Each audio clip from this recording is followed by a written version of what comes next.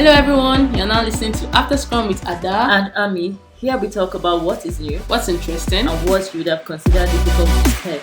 Lego.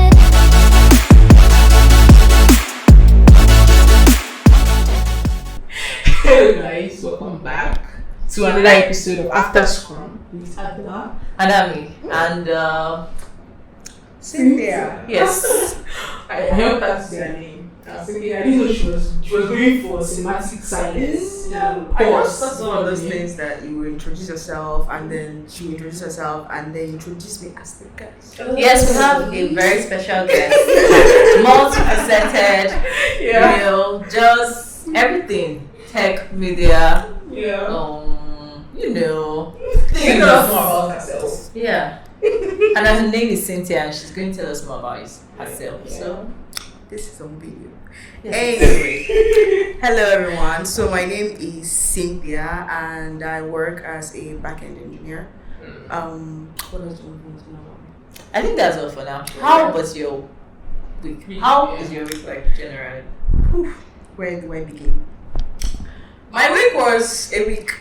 My week was not good. Or rather, it was okay, but it was very busy. And then that's a week. Yes, it's just one of those weeks that it's so busy at work, and then there's like bugs all over the place. I think everybody is frenzy of the new quarter finals, right? Yeah, and everybody's I know. on that on that deadline. You have to bring this out. Is that going on for you guys as well? Yep. So I work in fintech, right? So it's not yet like that. I think currently what we're doing more is they're introducing new features and we're doing bug fixes for a feature we worked on. Yeah. Okay. But I know what you're talking about. I'm not looking forward to it. No. Because I work in a place like towards November, December. That's when people now come to collect their money Yes. that they left to accrue throughout the year. So it's going to get really busy. Yeah. I remember last year I worked all through December and Christmas as well. Yeah. Yeah, I only took my break a week after Christmas. So, You so very yeah, take Christmas. did not enjoy it, but it's fine. It's fine. It sounds well ends well. We're here. It doesn't like sound. You know when people talk about like tech and Christmas and they're thinking about bullying, because tech people have made money and it's sensible. Yeah. It doesn't sound like that. I think this is only in theory. Yeah. Right? It's very fictional. Yeah. Like there are people that tell people ball during Christmas.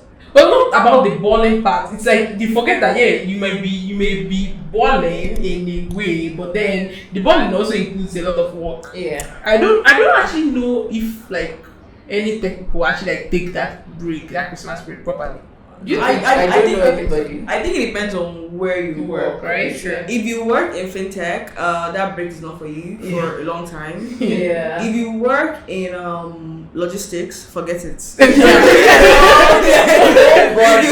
If you also work in e-commerce, I'm so sorry. Yeah. Their own actually, I know someone who works in e-commerce and their own wahala starts from Black Friday. Oh. And he's an SRE, so you have to be there because the website Yeah. crashes and people are shopping. So yeah, if you work in So who e-commerce, actually gets the break? Probably the tech. I know Yeah. someone that Yeah. gets this break. Oh, which branch of tech? It just has to be this Spotify girl that made that Spotify feature. Oh my! But that means that she was actually like working. During She that worked and it came out before Christmas. Oh, and so she was now, And But it was then behind the scenes, right? So behind the scenes, that means that period was probably hectic for the team that she was on because they would be trying. Because it was perfect, but Yeah. I'm sure that there are things going on behind the At scenes. the that back, we don't know exactly, and they try to fix it and make sure that it's still seamless for everybody. Because someone will take another. That's Spotify roundup. Oh, Yes. okay, yes. That stuff was so beautiful. Yeah. And it's every year now. Yeah, it's actually a very beautiful feature. Sometimes I wonder. I see some things and I'm like, how did you think about this? Right. Like, how did you just sit It down and was think? so amazing. And then it just cuts on. It's not even one of those things that people have to use Yeah. and then introduce. So- It just cuts on. Yeah. People just enjoy it. I always wonder, like, what defines, like, usually, right, there is a place for adoption in tech, right? Usually, when you start something, you have to, like, wait until every other person kind of, like, gets used to the idea of this thing, and then, they start using it, right? But there are some features that you don't need to. I don't know if it's the space or like where you introduce it at first that makes the difference. Because there are some features that you just release it and people already like are already using it, right? That barrier of entry or whatever Yes, very is not small. yes, exactly. And I always wonder like I think what makes things that that have to difference. do with entertainment. Yeah, If you get it yeah. right, it's You're easily adopted. And if you already have the market, if you already have the audience, Yeah. because that's why it's very easy for Spotify. People are already using Spotify. Yeah. It's not a feature that they had to like beg people to start using the feature. They didn't even need your permission to do your I mean, Yeah. they put it in your face. Exactly. And it's like, if you already have the audience, if you already, that's why I digress, but that's why I think Clubhouse went the way it went. Yeah. Because when the pandemic came, Clubhouse came out, it was like audio. People like Yes, this having conversations. It was like yeah. a live podcast. Yes, exactly. And then I know they wanted to sell, or rather, the evaluation went up. Yeah. And I remember discussing with someone, I was like, these people had better sell. Yeah. And then he was like, oh, why? But then it made sense. What they had was not a product on its own. What they had was a feature. Yes. And it's like you don't have the audience, but you're still getting your audience from Twitter. Yeah. So when Twitter did Now space, it it was over. yeah, that was Exactly. So it's one of those things. It's caught on then, Yeah. but they had the fantastic thing, pandemic and all. They had people who could, but they didn't have their own audience. So it was very easy for people to be like, instead of getting an app. To do this. And again, what the other thing that killed them was that adoption for Android. Yes, that was a very big mistake. It was a horrible mistake. So It's just like trying to build some apps in Nigeria and then you're like, okay, iOS only. My dear. Calm down. Calm down. I would want to know who is advising you. Exactly, like, that's talking about entertainment, right? Cynthia, I know that, like, you know, you're here and you need to tell us a little bit, like, you know, because when you started out, like, you know, when, like, I know Cynthia, you know, as one of our, there are three witches, so to say, there are three witches, when you like, there are three witches, so you are the good witch, and her and Chomaka, they are the terrible ones. She was a good witch. She was a good witch. Yeah, exactly. So, and you've always like been into storytelling, which is very weird because I really didn't know that about you. Backend people don't tell stories. That's very interesting. Right? So I'm coming to that.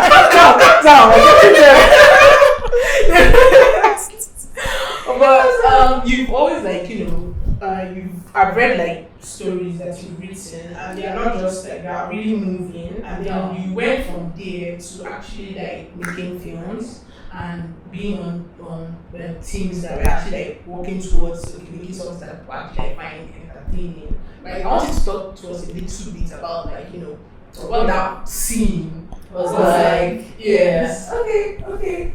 Actually, I like talking about it because it makes me happy. So you know, like when you were like, I don't know whether to call it like a hobby, but I think everyone has that part of themselves that they go, this makes me happy. Yeah.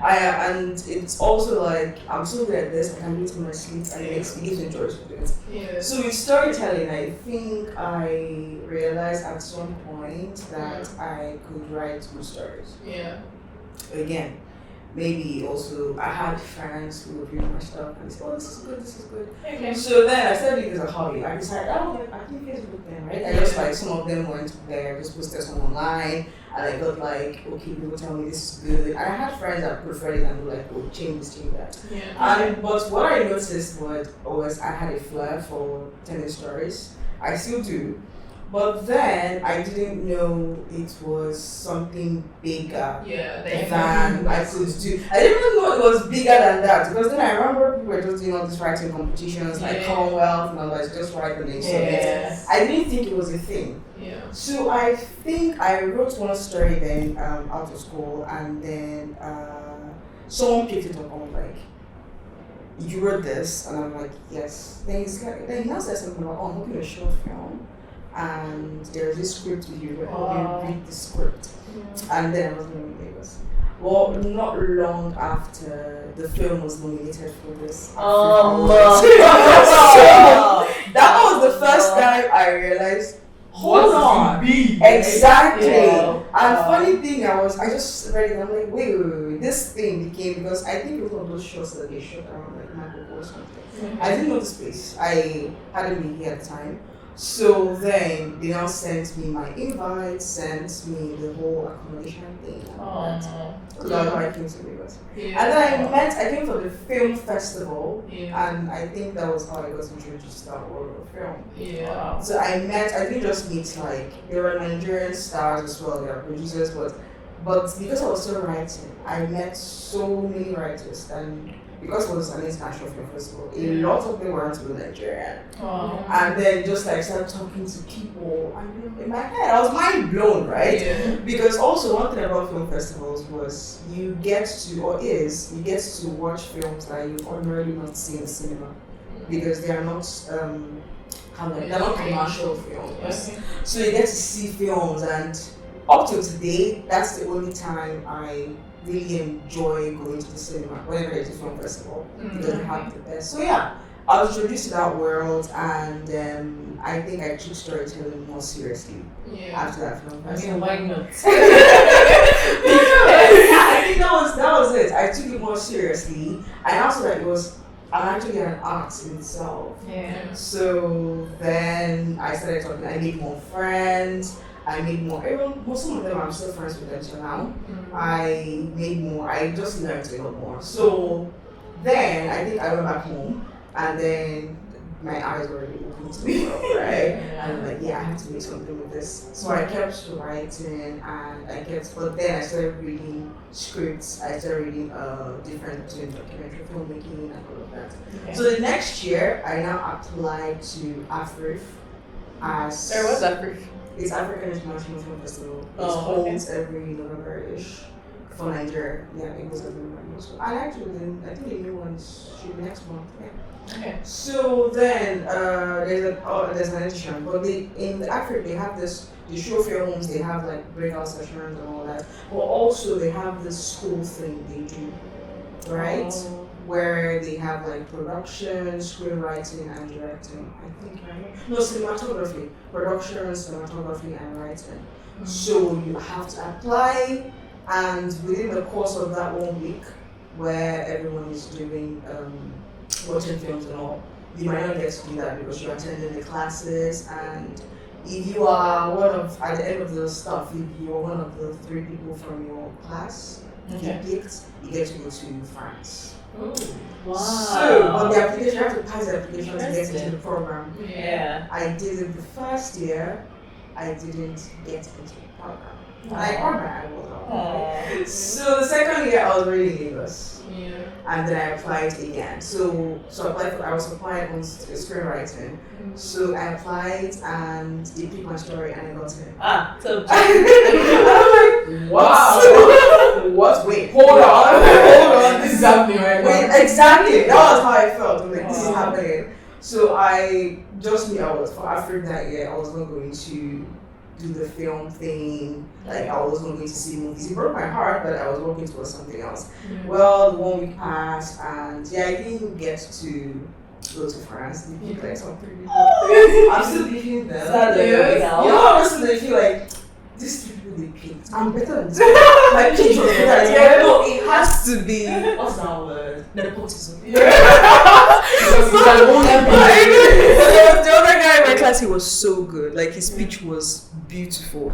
But then I didn't get into that. But then I started working in media, and you guys will call this show. I feel like I'm No. I think this is actually. okay, so I got into the media space more with that, and I started working. Shortly after I applied for jobs, and I started working in production as a project manager. Now the thing is, I wanted something not just writing, because it takes you away from the same completely. But if you can write and learn how to produce your stuff, and learn how to documentary filmmaking mostly, because I prefer telling those kind of stories, right?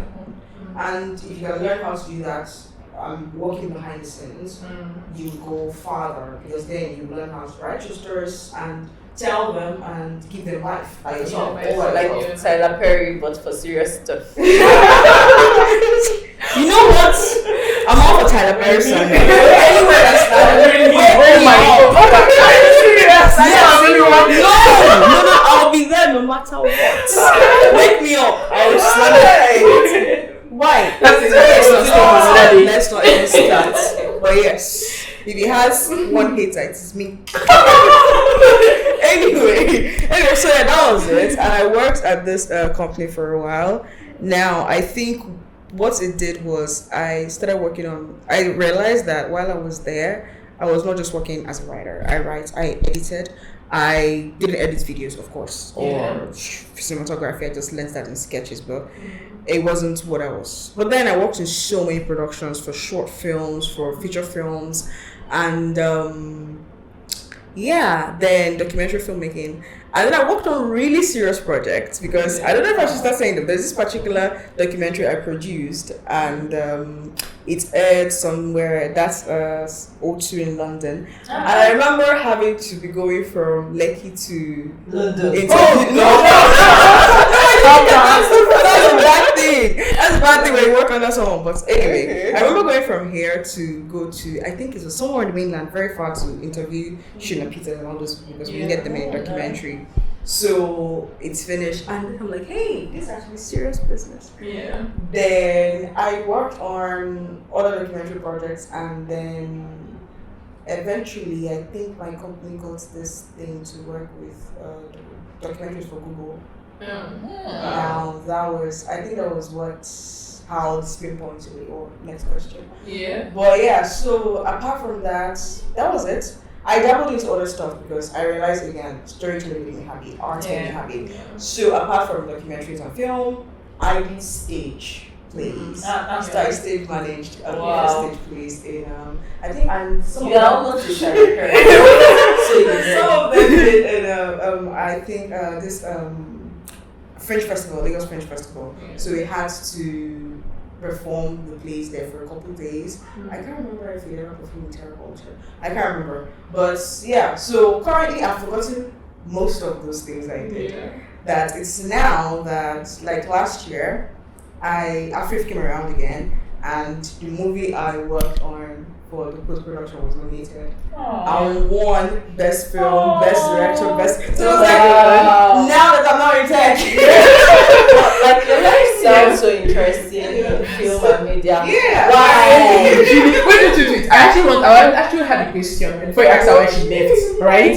The question I had was, right, so you know that, like, when we are much younger, before we actually got into tech, right? I also liked writing a lot. But then after a while, like, when I started having to write to make money, it started feeling like a chore. So I wanted to know if you ever actually got to that point where you felt like you were not just telling, it's a little different because while you were writing stories, right, that were going to be made into movies, I was usually like, okay, writing maybe this guy wants this like something about around this stuff, and then I had to like write something around that stuff. So it looked as if they were already giving me, so I didn't necessarily have to write what I wanted. I just had to write what they were paying me for, right? And I wanted to know if you ever got to a point where you were like, this does not make me like as happy, as happy as it used to, right? And and this is a job now, right? And if that actually contributed to you decided to run away and then okay, so I just wanted to with writing, right? You know that thing they say the worst thing you can do for yourself is convert your hobby into a job. Because you will hate that hobby. So that's kind of what happened with writing, right? Because I went into writing and then generally still storytelling, but by the time they started teaching you, or you said, oh, this is a script, and then someone tells you this is how he wants the script, or he or she, they want the script to go, and it gets boring. So what cushioned that for me was production. There is a different joy you have when you are not just working on sitting down, putting this idea on paper, now checking and editing, and oh my god, does this sound does it make sense? Exactly. Than when you're also working on the thing. Right? So you see it on the screen, you see like the edit. So that was how production cushioned it for me. So as much as it's like when someone is dictating how this should go and you're like, are you working a job too? I don't have any the say in how this is going. But then when you have more forms of storytelling, if you have more avenues, channel that, it's easier for you, right? For instance, I know when film sets, as much as I liked them then, got really boring. Yeah. And because it's the same thing every day. Right, And I don't see why I should do this for 3 weeks. And you're like, like you have to stay in a hotel and all of that, right? But then at some point it became almost redundant. Like we do the same thing. It was the joy was not there, and the thing you love to do just started tasting like dust. Then that was when something happened, and a friend told me, basically gave me a chance at theater. So it was weird because I went to visit, and then I saw these actors and they were different. So theater actors are different from film actors. First of all, theater actors have to actually know their lines. You can't cut in theater. You can't, and they are so oh my god. So I went to the place and they had a rehearsal for something, or they were starting a rehearsal, and then they were like, "Oh, we have to block this." I didn't even know what they were saying. So he now says, "Hey, take the script, read it." I'm like, "Oh." Next thing I knew, he said, "I need a stage manager, and I'm trying to call this person as long as." I'm like, "Oh, tell me what to do." And then he told me what to do. Give me a pencil, give me the script, and said, "Yeah, this is it. We're blocking from this." It's like tiles on the floor, right? Okay. And just like that, I didn't take money for that thing. And we did that thing every day for over a month because they have to learn their lines for the Fringe Festival coming. And before I knew it, I just realized this is actually good. I started enjoying it, and apart from also knowing the lines that I had. But then it was fun. Now it became. I just realized at some point it became like, oh my god, I still have to go here at this stage. All the actors are still coming. But then Fringe Festival came. So now performing is in front of people, right? And then there's that anxiety. This could go wrong. This guy could just forget his line and it's over for everybody. Like something could just happen. They could forget this blocking and it's finished. But then you know what? And everyone in the crowd, like the people that came to see it, are just watching the play with rapt attention. So we're crying. And then you're like, oh my god, I did this. So like working this thing with the team and working with people and seeing what you did actually come to life. It's a blessing creative people have.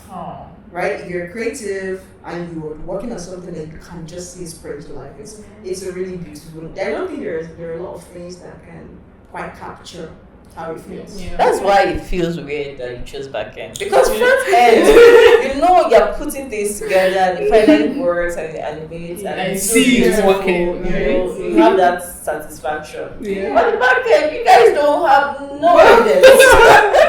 But it's different. The fact that you can do it doesn't mean really like subjective things. So let me tell you what chased me from front end. So I used to imagine. We did calm down. Why? I mean, exactly. What was that breaking point that you're like? I know that, like, from what you said, you like to apply yourself and you like to try out new things, which is awesome. How did you say let me try out writing code? Oh, okay, now that's that story. So I remember a while ago I told you that we were doing a documentary for Google, right? So it was a documentary about some developers and stuff. And then they sent this team from Australia to come do it, and then they attached me to it as a project manager, right? So basically that was how I was introduced to the world of tech.